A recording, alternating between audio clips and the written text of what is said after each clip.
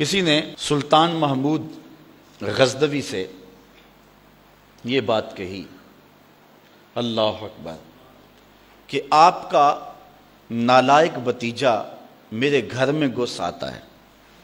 یہ بات کسی بڑھیا نے کہی حضرت سلطان غزنوی سے کہ آپ کا نالائق بھتیجا میرے گھر میں گھس آتا ہے اور میری بیٹی جوان ہے، بس اس کے آگے میں کچھ نہیں کہنا چاہتی۔ تو حضرت نے فرمایا کہ جب وہ بدبخت دوبارہ تمہارے گھر میں آئے تو مجھے فوری اطلاع کر دینا، اور اپنا خصوصی کوئی کوڈ ورڈ دیا کہ جب اس کے ساتھ تو آئے گی تجھے کوئی میرے تک پہنچنے میں رکاوٹ نہیں بنے گا، تو پھر میں انصاف کے تقاضے پورے کروں گا۔ 2-3 دن گزرے، بڑھی آ گئی، رات کا موقع تھا، سلطان اٹھا، تلوار لی اور ساتھ چل پڑا۔ بڑھیا کے گھر میں داخل ہوا، داخل ہوتے اس نے کہا کہ چراغ گل کر دیا جائے۔ چراغ گل کر دیا گیا تو اس نے جا کے اس نوجوان کی گردن کاٹ دی۔ پھر اس کے بعد اس نے کہا کہ مجھے پانی دیا جائے۔ اس نے پانی کا کٹورا دیا، اس نے پانی پیا، پھر کہا اب چراغ جلا دو۔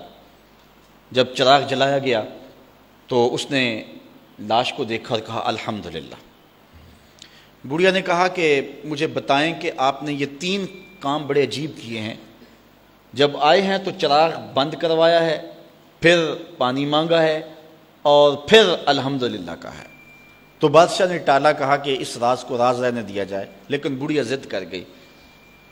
تو بادشاہ نے کہا سنو کہ تم نے کہا تھا کہ آپ کا بھتیجا ہمارے گھر میں گھس آتا ہے اور میری بیٹی جوان ہے، تو جب میں تمہارے گھر داخل ہوا تو میں نے چراغ اس لیے بجھوا دیا تھا کہ کہیں عدل کے تقاضے پورے کرنے میں رکاوٹ نہ بنے اور بھتیجے کا چہرہ مجھے انصاف کرنے سے روک نہ دے، تو میں نے اس لیے چراغ بجھوا دیا۔ کہا بات سمجھ آ گئی۔ تو کہا آپ نے جب چراغ بعد میں روشن کروایا تو الحمدللہ کیوں کہا؟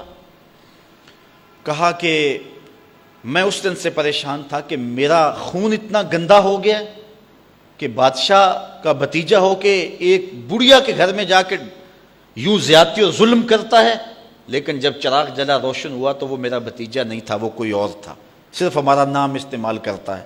تو میں نے کہا الحمدللہ، یا اللہ تیرا شکر ہے کہ میری نسل اتنی گندی نہیں ہوئی ہے۔ تو کہا آپ نے پھر فوری پانی منگوایا اور پیا۔ بادشاہ نے کہا بڑھیا یہ راز رہنے دو، یہ نہ پوچھو۔ بڑھیا ضد کر گئی کہ نہیں مجھے یہ بھی بتاؤ۔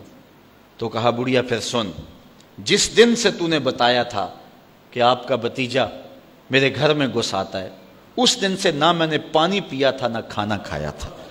میں نے کہا تھا جب تک ظالم کو کیفر کردار تک نہیں پہنچا دیتا اتنی دیر تک نہ کھانا کھاؤں گا نہ پانی پیوں گا۔ اب ظلم کا انجام تو نے دیکھ لیا، اب میرا اتنا حق تو بنتا تھا کہ 2 گھونٹ پانی کے پی لو۔ تو آج نام بھی تو انہی کا باقی ہے، آج ذکر بھی تو انہی کا باقی ہے، جن لوگوں نے عدل و انصاف کے بخیے ادھیڑ کے رکھ دیے پھر حرف غلط کی طرح مٹ جاتے ہیں، ان کی قبروں کے نشان بھی باقی نہیں رہتے ہیں۔ دنیا کے اوپر کتنے لوگ تھے، رضا شاہ پہلوی دیکھ لیں، ایران کا شہنشاہ ایران دیکھ لیں، کہ پھر بعد میں دیکھیے کہ ان کو قبر کے لیے جگہ نہیں مل رہی ہے۔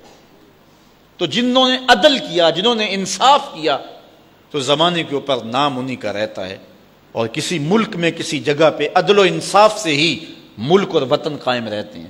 الملک یدوم بالکفر ولا یدوم بالظلم، ملک کفر سے تو قائم رہ سکتے ہیں لیکن ظلم سے قائم نہیں رہتے۔